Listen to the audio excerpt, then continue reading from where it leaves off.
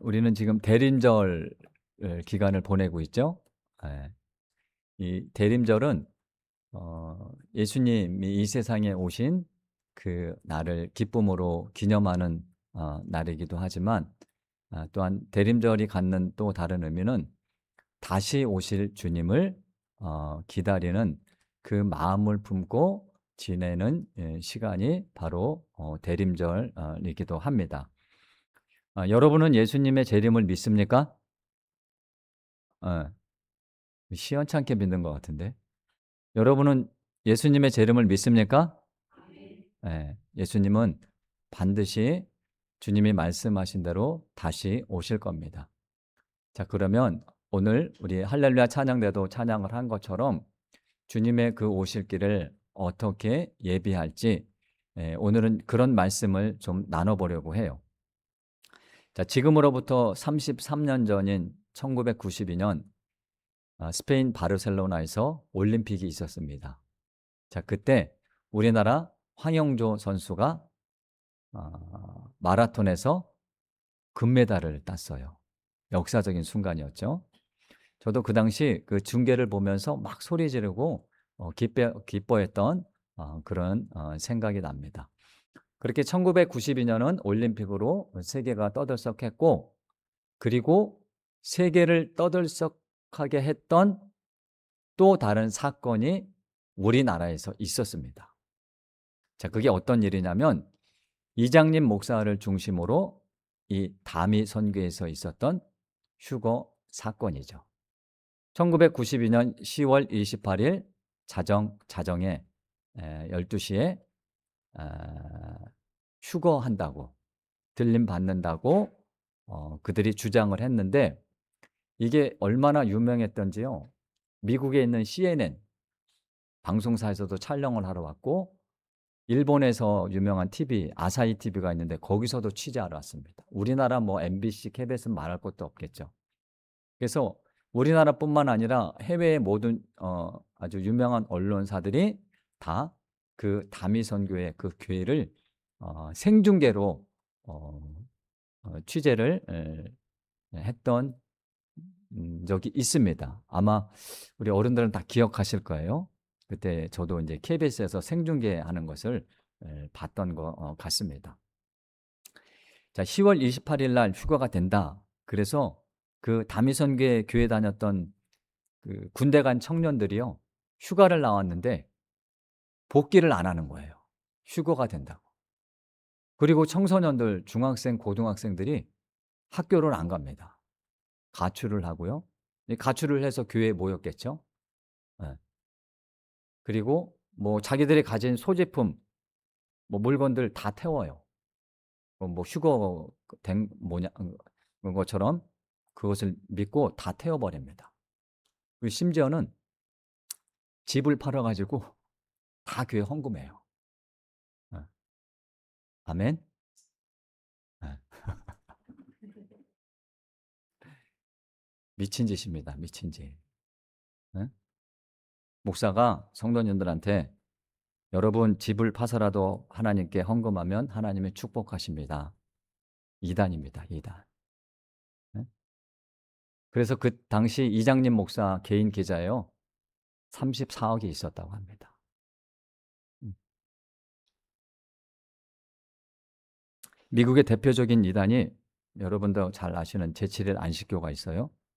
제7일 안식교는 1844년에 종말이 온다고 얘기를 하기도 했습니다. 그리고 여호와의 증인은 1914년에 제1차 세계대전이 일어났는데 1차 세계대전이 지구의 종말이라고 주장을 하기도 했습니다. 그리고 오늘 젊은 청년들이 많이 이제 이단에 빠지는 것 중에 하나님의 교회가 있죠. 하나님의 교회는요, 여러 차례 지구의 종말이 온다고 주장을 했어요. 우리나라에서도 올림픽이 있었죠. 1988년. 자, 그때 지구의 종말이 온다고 하나님의 교회가 주장을 했고, 그리고 그 2000년이 되기 전 1999년에도 그런 주장을 했었고요. 그래도 종말이 오지 않자 2012년에 한 번 또 지구의 종말이 온다고 했지만, 그들의 주장이 다 거짓이 되고 말았습니다. 자, 이렇게 지구의 종말에 대해서 정확한 날짜, 몇 월, 며칠, 몇 년, 몇 월, 며칠, 몇 시, 자, 이렇게 주장하는 것을 시한부 종말론이라고 해요. 자, 그리고 조건을 걸고 종말을 얘기하는 그런 이단들도 있습니다. 대표적으로 신천지죠.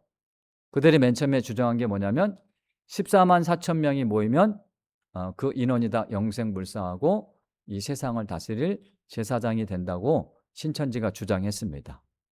자, 그런데 놀랍게도 부흥을 잘하죠. 이놈의 신천지가 14만 4천 명이 넘었어. 자, 그런데 아무 일도 일어나지 않았잖아요. 그러니까 뭐라고 하냐면 하나님의 뜻에 합한 14만 4천 명. 그러면 지금까지 14만 4천 명은 뭐야? 그래서 이 사람들이 뭐까지 합니까? 시험까지 봐요. 네. 자, 시험 보다가 50대 어떤 사람은 뇌경색으로 쓰러졌대요. 그 시험 통과하려고. 그게 신천지가 지금 하고 있는 짓입니다. 이게 얼마나 안타까운 일인지 몰라요. 자, 그렇다면 성경은 이 종말에 대해서 어떻게 얘기하는지 우리가 바르게 알아야겠죠. 그래야 그런 이단에 빠지지 않는 거예요. 종말이 언제 오는지, 성경은 어느 때 온다고 했는지, 그리고 어떤 징조들이 나타나는지 그런 것을 제대로 알아야 우리가 이런 잘못된 종말론에 빠지지 않는다는 거죠. 그래서 오늘 이제 마태복음 24장 오늘 본문인데 24장은 두 가지 주제를 다룹니다. 첫 번째는 예루살렘 성전의 심판을 얘기를 하고, 두 번째는 종말의 때, 종말의 징조, 이런 이야기들이 이제 기록된 내용인데, 자, 예수님의 제자들이 질문을 해요. 그 질문 내용을 보면 이 두 가지 주제가 나옵니다. 우리 24장 3절을 한번 같이 읽어볼까요? 이들이 뭐라고 질문을 했는지. 예수님한테 두 가지 질문을 합니다. 24장 3절 같이 읽어볼게요. 3절 시작. 예수께서 감람산 위에 앉으셨을 때에 제자들이 조용히 와서 이르되 우리에게 이르소서 어느 때에 이런 일이 있겠사오며 또 주의 임하심과 세상 끝에는 무슨 징조가 있사오리까? 라고 하죠. 두 가지 질문을 했죠. 어느 때에 이런 일이 있겠습니까? 그리고 또가 나오죠. 또 두 번째 질문입니다. 주의 임하심과 세상 끝에는 무슨 징조가 있습니까? 라는 두 가지 질문을 제자들이 하죠. 자, 첫 번째 말하는 질문, 어느 때에 이런 일이 있겠습니까? 이 질문은 이게 무슨 질문인지 그 앞구절을 보면 알 수 있어요. 1절, 2절을 보면 이런 내용이 있습니다. 예수께서 성전에서 나와서 가실 때에 제자들이 성전 건물들을 가리켜 보이려고 나오니 대답하여 이르시되 너희가 이 모든 것을 보지 못하느냐? 내가 진실로 너희에게 이르노니 돌 하나도 돌 위에 남지 않고 다 무너진다라는 말씀을 하신 거예요. 그러니까 제자들이 그러면 하나님 이 예루살렘 성전을 보고 하신 말씀인데 그 성전이 무너진다고 하신 거예요. 그래서 제자들이 그러면 언제 예루살렘 성전이 무너집니까? 라고 질문한 게 첫 번째 질문 내용입니다. 자, 이제 성전에서 나와서 다른 곳으로 이동하시려고 하는데 제자들이 그 성전의 웅장함, 거대함을 보고 깜짝 놀란 거예요. 근데 그 성전을 보고 돌 위에 돌 하나도 남지 않고 저 성전이 무너진다라고 말씀하신 거죠. 자, 이 성전은요, 예수님이 오시기 전 20년 전부터 이제 짓기 시작했어요. 새로 지은 게 아니고 증축을 한 거죠. 뭐 리모델링 뭐 이렇게 생각하시면 돼요. 그래서 예수님이 오시기 20년 전부터 시작을 해서 예수님이 계시는 지금 당시에도 계속 지금 건축을 하고 있는 중이에요. 그리고 주 63년 예수님이 십자가를 지시고 한 30년 뒤에 이 성전이 완공이 됩니다. 이 얼마나 어마어마한지 이 대리석의 높이가 90에서 한 120cm 정도 되는 것도 있고요. 그리고 큰 것은 길이가 12m 정도 되는 돌도 있다고 해요. 무게는 100톤이 넘는 그런 돌도 있다고 하는데, 그러니까 얼마나 웅장하고 멋있게 지었겠습니까? 근데 그 성전을 보고 예수님이 저 성전이 앞으로 돌 위에 돌 하나도 남지 않고 다 무너질 거야 라고 말씀하신 거예요. 이 마가복음 13장을 보면 제자들이 그 성전을 보고 깜짝 놀란 대목이 나옵니다. 주님, 저 성전을 보세요. 어떻게 저렇게 웅장하고 아름다울 수 있습니까? 라고 놀라면서 예수님께 얘기했던 그런 대목이 나오기도 하죠. 그래서 그 성전을 보시고 이제 그 성전이 다 무너질 거다. 예루살렘 성전이 무너질 거다라고 말씀하신 거예요. 그래서 이 예루살렘 성전이 무너진 거에 대한 그 말씀이 24장 4절부터 35절까지 말씀입니다. 그리고 두 번째 질문에 대한 답변, 세상 끝날, 심판날, 징조, 이런 질문에 대한 답변이 24장 36절부터 51절까지인데 정확하게는 마태복음 25장까지 재림, 즉 종말에 대한 말씀입니다. 자, 제자들의 두 번째 질문이 이 세상에 대한 종말 그리고 징조에 대한 그 답변이 36절부터 시작된다고 말씀드렸는데, 자, 그러면 종말의 때가 언젠지 확인해 봐야겠죠? 종말의 시기가 언젠지 우리 한번 봅시다. 24장 36절 한번 볼게요. 종말의 때가 언제 오는지 36절에 적혀 있습니다. 자, 36절 같이 읽어볼까요? 시작. 그러나 그 날과 그 때는 아무도 모르나니 하늘의 천사들도 아들도 모르고 오직 아버지만 아시느니라. 자, 종말의 때를 알 수 있다 없다? 이게 성경의 답변입니다. 종말의 때를 알 수 없다. 이게 성경의 답변이에요. 자, 심지어 누구도 모른다고 말씀하셨어요. 예수님이 직접 자기 자신도 모른다고 말씀하셨어요. 맞죠? 누구만 아신다? 하나님만 아신다. 자, 한번 생각해 보세요. 예수님도 모르시는 것을 인간이 알 수 있을까요? 근데 어떻게 몇 년, 몇 월, 며칠, 몇 시 휴거가 일어난다라는 주장이 나올 수 있습니까? 예수님도 모르신다고 말씀하셨잖아요. 나도 몰라. 자, 그런데 인간이 어떻게 알 수 있습니까? 왜 그렇게 수많은 사람들이 이단에 빠지는지 모르겠어요. 우리가 이런 바른 성경적인 종말론을 알지를 못하니까 그렇게 쉽게 다 이단에 빠지는 겁니다. 신천지에 빠지고 하나님의 교회에 빠지고 안식교회에 빠지고. 예수님도 모른다고 말씀하셨잖아요. 그 뒤에 말씀을 계속해서 볼까요? 42절 보세요. 42절. 42절 보시면 그러므로 깨어있으라. 어느 날에 너희 주가 임하는지 너희는 안다 모른다? 모릅니다. 44절도 보세요. 이러므로 너희도 준비하고 있으라. 생각하지 않은 때에 누가 오리라? 생각하지 않은 때 무슨 말입니까? 모른다는 거예요. 맞죠? 50절에도 똑같은 말씀 하시는 거예요. 생각하지 않은 날, 알지 못하는 시각에 그 종의 주인이 온다고 말씀하시잖아요. 25장에도 있어요. 25장 13절 보면 그런즉 깨어있으라. 너희는 그 날과 그 때를 알지 못하느니라 라고 예수님이 거듭 계속 말씀하시는 거잖아요. 그 때를 안다 모른다? 자, 그런데 어떻게 그렇게 시한부 종말론, 조건적인 종말론 이런 데 이렇게 빠지는지 모르겠어요. 예수님의 재림은 반드시 있습니다. 믿습니까? 자, 그런데 그 날과 그 때, 그 시는 알 수 없다는 거예요. 예수님이 말씀하셨잖아요. 여러 번 반복해서 말씀하시는 거예요. 같은 내용을.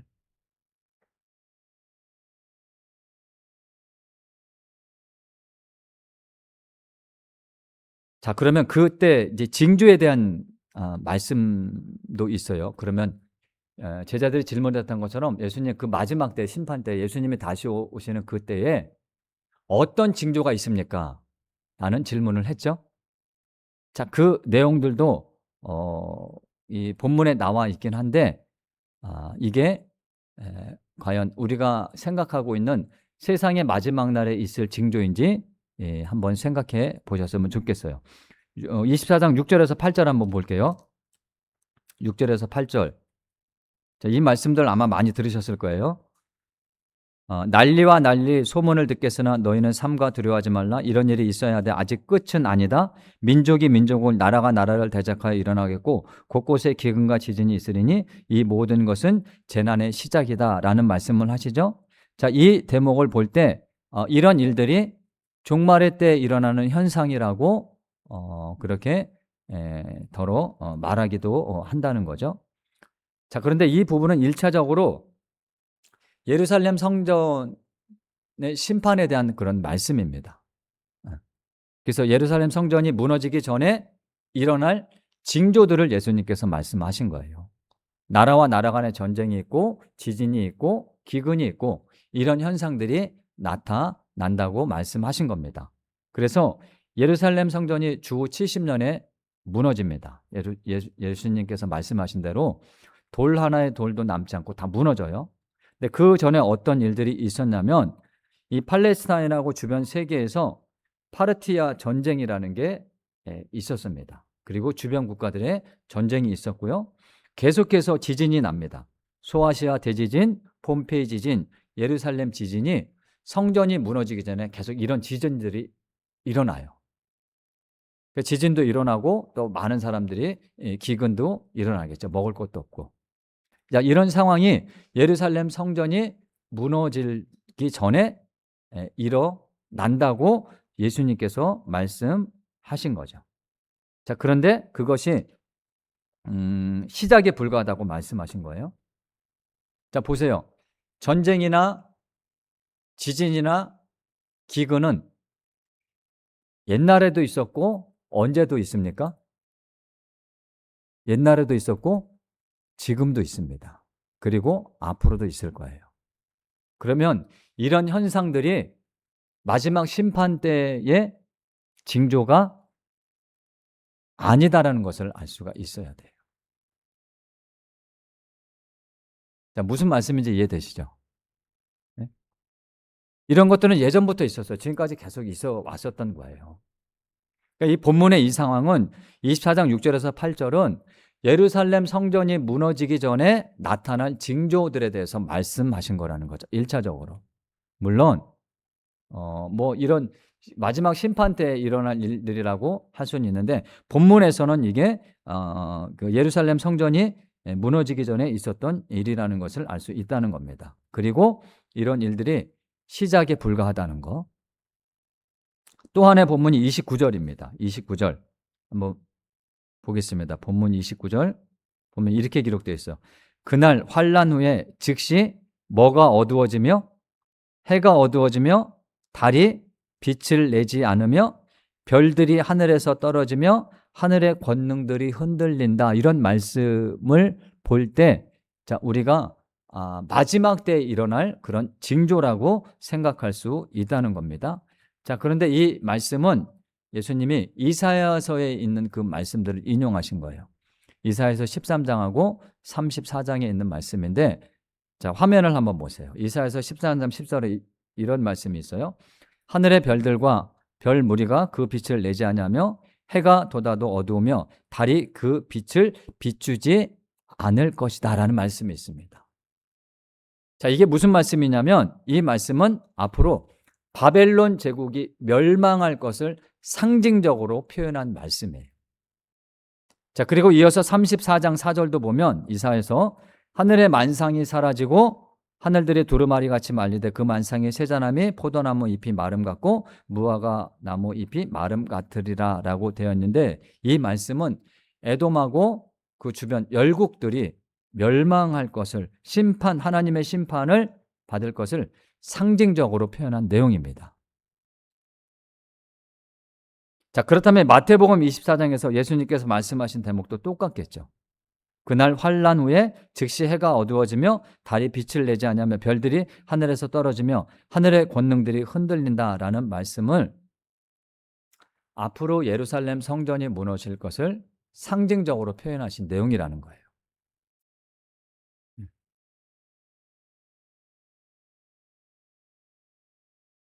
자, 그리고 이 말씀은 또한 마지막 때를 알리는 종말의 때를 알리는 그런 상징적인 표현이라고 볼 수도 있습니다. 그런데 당시 제자들에게 말씀하셨던 이 내용은 예루살렘 성전이 무너질 거야 라고 그것을 상징적으로 표현하신 내용이라는 거예요. 그래서 종말의 때 이런 징조가 나타난다 라고 말씀하신 것이 아니다라는 겁니다. 네. 자, 이해되시죠? 그래서 우리 38절과 39절 한번 봅시다. 예수님이 그걸 설명을 해 주셔요. 네. 그래서 베드로후서 3장 16절도 보면 베드로가 그 종말에 대해서 말하면서 이런 얘기를 한 적이 있어요. 또 그 모든 편지에도 이런 일에 관하여 말하였으되 그 중에 알기 어려운 것이 더러 있다. 종말에 대해서 알기 어려운 것들이 있다는 거예요. 알 수 없는 것들이 있다고 말한 거죠. 38절에서 39절 한번 보겠습니다. 마태복음 24장 38절에서 39절 보면 홍수 전에 노아가 방주에 들어가던 날까지 사람들이 먹고 마시고 장가들고 시집가고 있으면서 홍수가 나서 그들을 다 멸하기까지 깨닫지 못하였으니 인자의 임함도 이와 같으리라 라고 말씀하셨죠. 자, 노아 시대 사람들이요, 홍수가 일어날 그 징조가 있었다고 합니까? 없었다고 합니까? 네, 징조가 없었어요. 그래서 이들이 어느 때까지 몰랐습니까? 홍수가 날 것을? 어느 때까지 몰랐다고 기록되어 있어요. 39절에 보니까 홍수가 나서 그들을 다 멸하기까지 깨닫지 못했다는 거예요. 예수님이 그걸 지금 설명해 주시는 거예요. 그 홍수의 징조를 깨닫지 못했습니다. 43절도 보세요. 너희도 아는 바니 만일 집주인이 도둑이 어느 시각에 올 줄 알았더라면 깨어있어 그 집을 뚫지 못하게 하였으리라. 자, 도둑이 언제 올지 압니까? 모릅니까? 모르죠. 예수님의 재림도 똑같다는 거예요.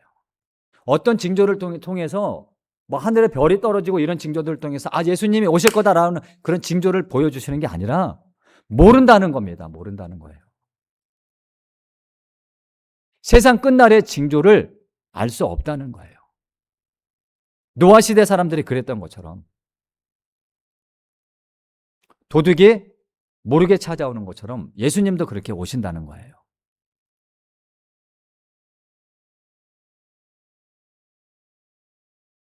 자, 그러면 우리가 사는 이 세상이 노아 시대보다 더 악하면 악했지 덜하진 않을 겁니다.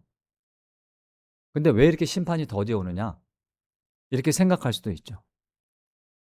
하나님, 하루라도 빨리 종말이 왔으면 좋겠습니다. 예수님께서 이 세상에 오셨으면 좋겠습니다. 그런 마음을 가질 수도 있잖아요. 그런데 왜 그렇게 더디 오느냐? 여러분은 이 종말의 때가 왜 이렇게 더디 온다고 생각하십니까?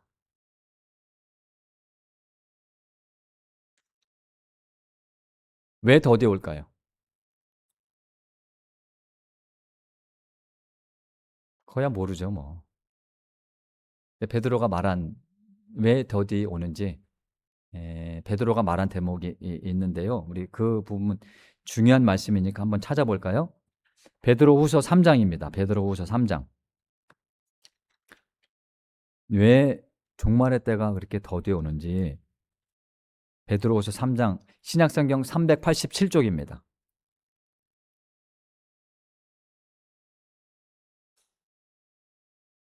베드로후서 3장 9절 같이 읽어볼게요.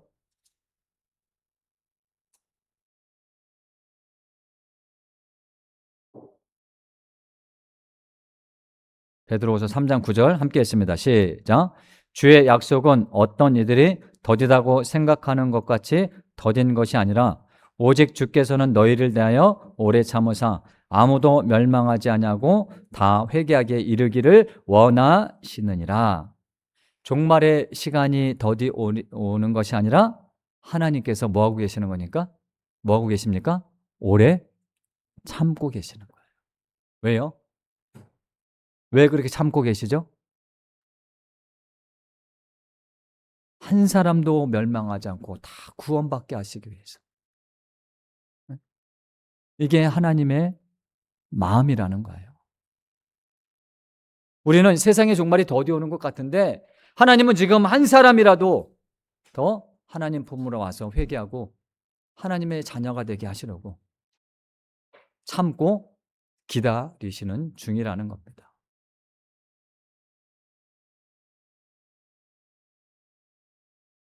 그래서 우리는 예수님의 재림을 기다리면서 주님의 말씀처럼 깨어 있어야 하고 준비하고 있어야 되는 거예요. 그러면 어떻게 하는 것이 깨어 있는 거고 준비하는 겁니까? 하나님께서 노아에게 내가 이제 물로 심판을 할 거야. 세상을 심판할 거야. 그러니까 너는 방주를 만들어. 그래서 노아가 어떻게 했죠? 열심히 방주를 만들었습니다.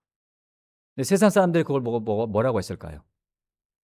야, 비도 하는데 너 지금 뭐 하는 짓이야? 어? 먼 홍수가 온다고 그렇게 큰 배를 만들고 앉았어. 야, 우리처럼 먹고 마시고 즐기자. 자, 그럼에도 불구하고 노아는 어떻게 했습니까? 끝까지 방주를 만들었습니다. 세상의 그 조롱과 그런 비웃음 가운데서도 그는 끝까지 방주를 만들었다는 거예요. 자, 그런데 성경은 노아에 대해서 어떻게 평가하는지 볼까요? 창세기 6장 22절 보면 노아가 그와 같이 하여 하나님이 자기에게 명하신 대로 다 준행하였다라고 되어 있습니다. 하나님의 말씀대로 사는 것이요, 세상이 보기에는 무가치하고 헛된 것처럼 보일지도 모릅니다. 예수님의 재림을 얘기하고요, 세상의 종말을 얘기하면 세상 사람들이 배우실지도 모른다는 거예요. 노아 시대 때도 노아가 그렇게 너희가 하나님께서 홍수를 심판하실 거야. 그러니까 빨리 회개하고 돌아와. 무려 120년 동안 그 얘기를 했습니다, 노아가. 그런데 단 한 사람도 듣지 않았다는 거예요. 우리 시대도 똑같습니다.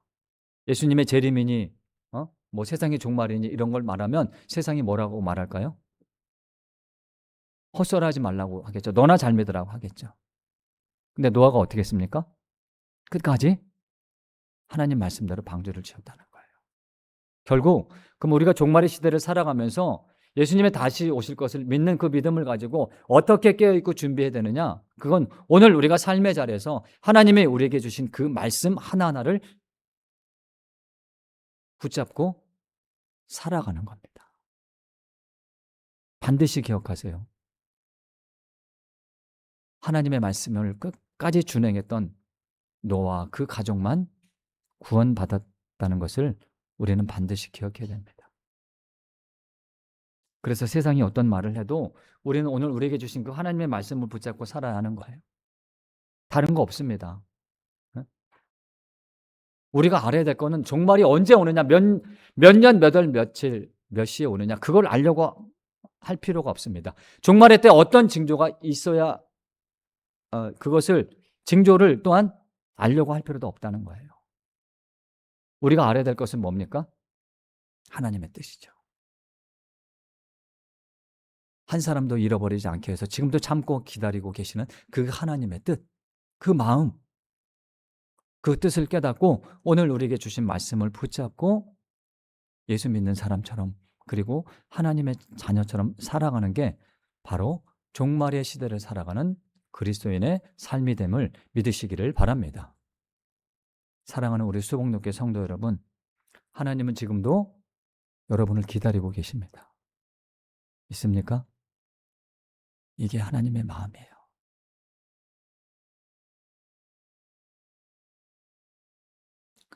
그 놀라우신 저와 여러분을 향하신 그 하나님의 사랑 안에서 우리 각자에게 주신 그 말씀을 붙잡고 다시 오실 주님을 소망하며 살아가는 귀하고 복된 성도님들 다 되시기를 주님의 이름으로 축원합니다.